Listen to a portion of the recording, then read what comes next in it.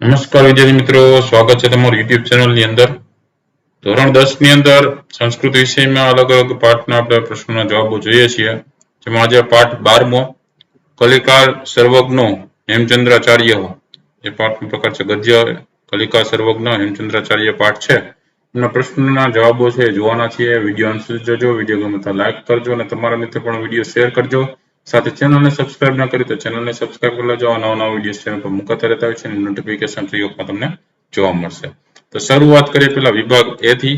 વિભાગ એ ની અંદર પ્રશ્ન પહેલો છે અધોદત્તા નામ સંસ્કૃત પ્રશ્ન નામ ઉત્તરાણી સંસ્કૃતે લિખત. આ પેલા પ્રશ્નના જવાબ છે સંસ્કૃતમાં લખવાના છે. એમાં પહેલું છે સરસ્વતી કષ્ઠા પુરાણ નામના પ્રસિદ્ધમ વ્યાકરણમ કેન વિરચિતમ અસ્તિ.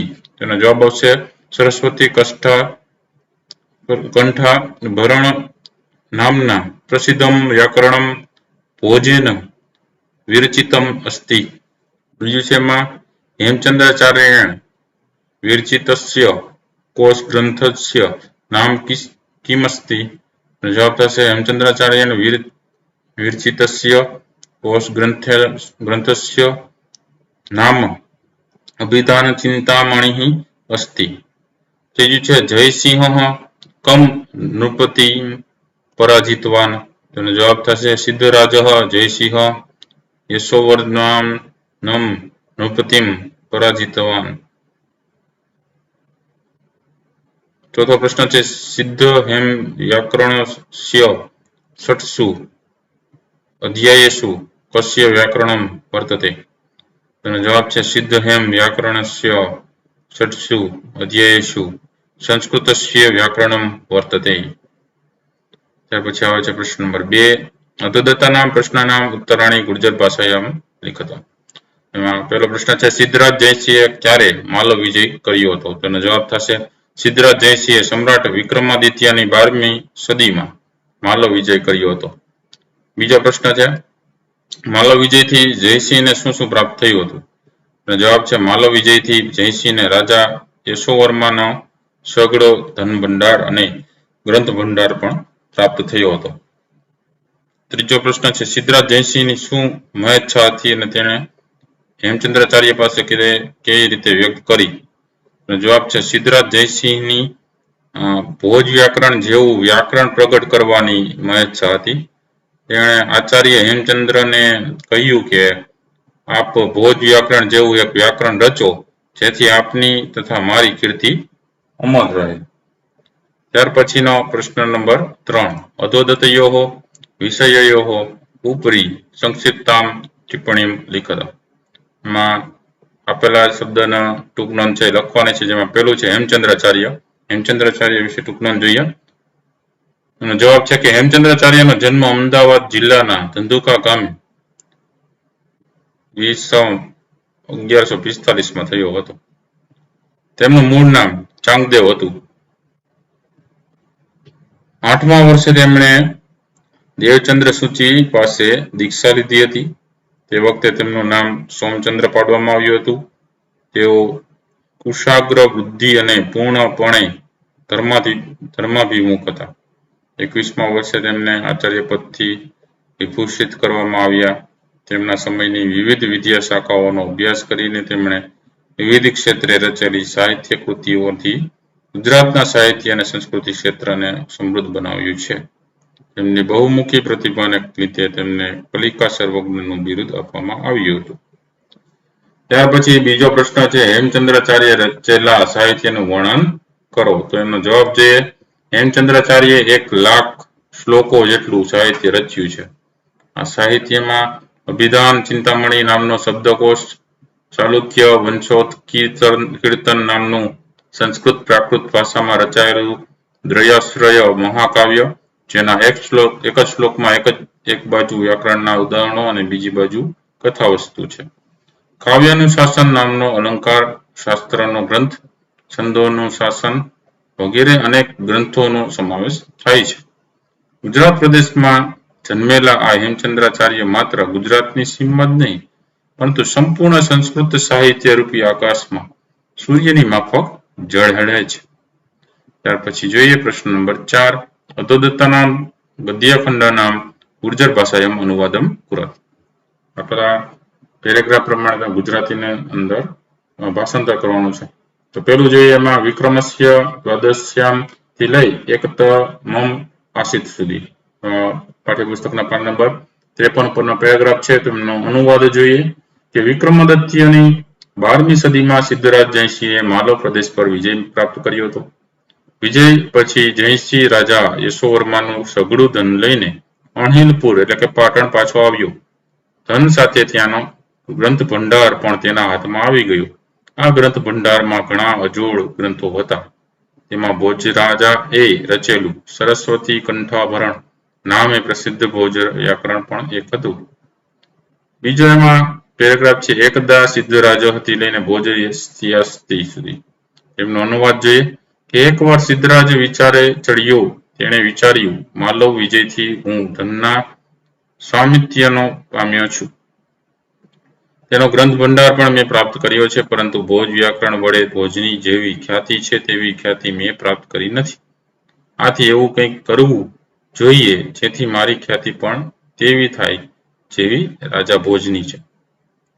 ત્યાર પછી જોઈએ વિભાગ ડી અધોદત્તાનામ પ્રશ્નાનામ સૂચનાનુસાર ઉત્તરાણી લિખત.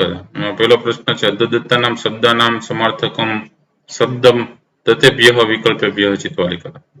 આપેલા પ્રશ્નના સમાનથી જે છે શબ્દ જે થતું હોય જવાબમાં લખવાના છે.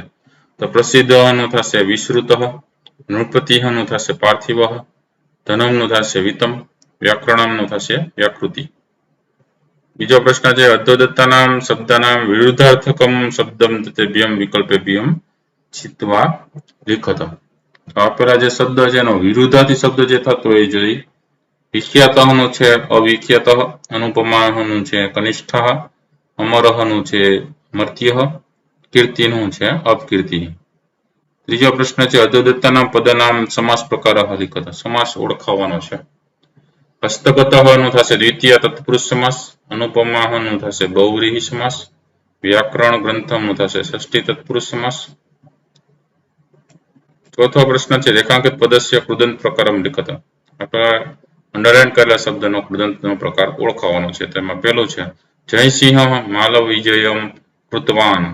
તેમાં કૃતવાન છે એનો કૃદંત જોઈએ તો ક્રુ 8 ધાતુનું લવદ તૃતીયન કર્તરી ભૂતકૃદંતમ પ્રથમા એક વચન છે. બીજું છે હેમચંદ્રાચાર્ય વ્યાકરણ ગ્રંથમ રચિતવંત. રચિતવંત છે એનો જોઈએ તો રચ છે 10 ધાતુનું તવત પ્રત્યયંત કર્તરી ભૂતકૃદંતમ જેને પુ પ્રથમા બહુવચન છે. ત્રીજું છે એતામ દૃશ્યમ કીસપી પરિણયમ. પરિણયમ છે એમાં ક્રુ છે 8 ધાતો વિદ્યાર્થ કૃદંતમ છે. પાંચમો પ્રશ્ન છે અધોદત્તેભ્યઃ નામ રૂપેભ્યઃ સપ્તમી વિભક્તે એક વચનસ્ય રૂપમ ચિત્વા લિખત. એટલે સપ્તમી વિભક્તિનું એક વચન જે રૂપ થતું હોય જવાબમાં લખવાનું છે. તો પહેલાની અંદર જવાબમાં શું હશે શતાબ્દ્યાઃ, બીજાની અંદર જવાબમાં હશે ગ્રંથાગારેહિ ગારે, ત્રીજામાં જવાબમાં હશે નૃપતેહિ. છઠ્ઠો પ્રશ્ન અધોદત્તાનામ પદાનામ સંધિ વિચ્છેદમ કુરત. સંધિ છૂટી પાડવાની છે તો જોઈએ એમાં ગ્રંથાગારોપી એનું થશે ગ્રંથાગારઃ વતાપી. વ્યાકરણ મધ્યસ્થી તેનો થશે જવાબમાં વ્યાકરણમ વતાપી વતાસ્તિ. પછી લબ્ધ જનીરિયમ એનો જવાબમાં થશે લબ્ધ જનીહિ વતાયમ. પછી વિચાર પથમારૂઢ એનો જવાબમાં થશે વિચાર પ્રથમ વત્તા આરૂઢ. વિભાગી જોઈએ પેલું ક વિભાગમ ખ વિભાગેન સ સંયોજયત. તેનો જવાબ જોતા જઈએ. પેલું છે કાવ્યાનુશાસનમ. તો એના જવાબમાં શું આવશે પેલામાં ત્રીજું આવશે બરોબર. પેલાની અંદર ત્રીજું જોડકામાં જવાબ આવશે શસ્ત્રસ્ય ગ્રંથમ. બીજું છે એમાં અભિધાન ચિંતામણી. તો એના જવાબમાં આવશે ચોથું કોશ ગ્રંથ. પછી ત્રીજું છે સરસ્વતી કંઠાભરણમ, એના જવાબમાં આવશે બીજું ભોજરાજ. પછી ચોથું છે એમાં સંસ્કૃત ભાષાયામ વ્યાકરણ ના જવાબમાં આવશે પાંચમું પ્રારંભિકેશુ ષટ્સુ અધ્યાયેશુ. પાંચમું હેમચંદ્રાચાર્ય એના જવાબમાં આવશે પેલું કલિકાલ સર્વજ્ઞ. ત્યાર પછી જોઈએ હવે પ્રશ્ન નંબર 2. રેખાંકિતાની પદાની શુદ્ધાની કૃત્વા ગદ્યખંડમ પુનઃ લિખત. રેખાંકિત કરેલા જે શબ્દ છે એના ગદ્યખંડમાં ફરી પાછો લખવાનો છે સુધારીને. જવાબ જોઈએ એકદા સિદ્ધરાજ, થશે વિચાર પ્રથમ આરૂઢ, સ અચિંતયત, માલવ વિજયેન અહમ ધનસ્ય સ્વામિત્વમ પ્રાપ્તવાન તસ્ય. પછી આવશે ગ્રંથાગારઃ અપી મયા પ્રાપ્તઃ.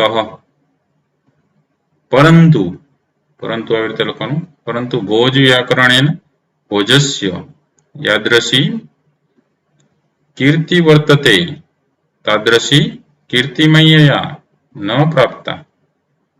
એ રીતે સુધારીને જવાબ લખવાનો છે. તો આ તો અલગ અલગ પ્રશ્નોના જવાબો. વિડીયો ગમ્યો હોય તો લાઈક કરજો અને તમારા મિત્રોને પણ વિડીયો શેર કરજો. સાથે ચેનલને હજી સબસ્ક્રાઇબ ન કરી તો ચેનલને સબસ્ક્રાઇબ કરી લેજો. આવા નવા વિડીયોઝ છે ચેનલ પર મુકાતા રહેતા હોય છે.